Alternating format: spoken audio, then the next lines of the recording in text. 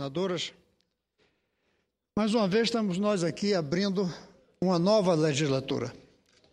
Abrindo uma legislatura cheia de esperanças para muitos de nós, inclusive que seja diferente das últimas duas.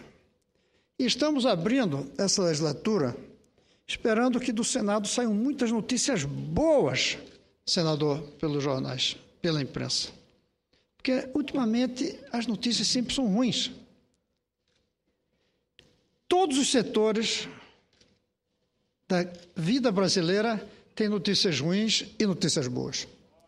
Vejam que até a corrupção, que a gente sempre tem como um marco da mídia brasileira, denunciando os fatos, de vez em quando a gente tem notícias boas, com personagens importantes sendo presas, com medidas sendo tomadas contra a corrupção.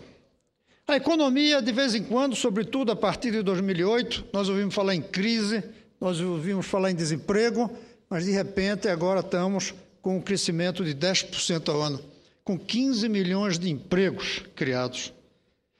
A pobreza, que é um tema que nos envergonha constantemente, de vez em quando tem notícias boas no sentido do aumento da renda da população mais pobre, do crescimento das faixas D e E, subindo na renda.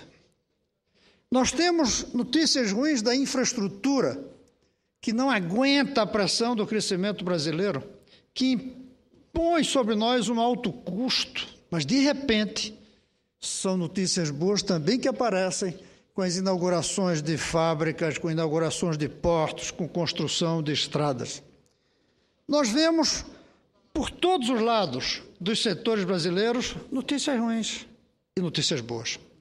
Mas tem um setor, senhor presidente, que a gente não vê notícia boa, é o setor da educação.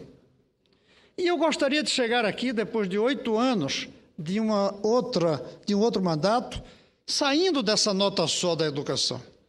Eu gostaria de estar aqui hoje falando de outras coisas diferentes, mas temo que eu tenha que passar mais 8 anos aqui com o mesmo tema, porque enquanto isso for um problema, eu vou me concentrar na tentativa de despertar esse país, nossos dirigentes, nossa população, nossos eleitores, de que não há a menor possibilidade de um bom futuro se nós não fizermos uma revolução na educação. E quais foram as notícias dessa semana? Talvez, senador, a pior de todas até aqui em relação à educação. Porque enquanto nós tínhamos notícia de que o Brasil é um dos últimos países do mundo em educação, a gente dizia, mas isso melhora, mas isso é culpa da história, isso é um longo período de abandono.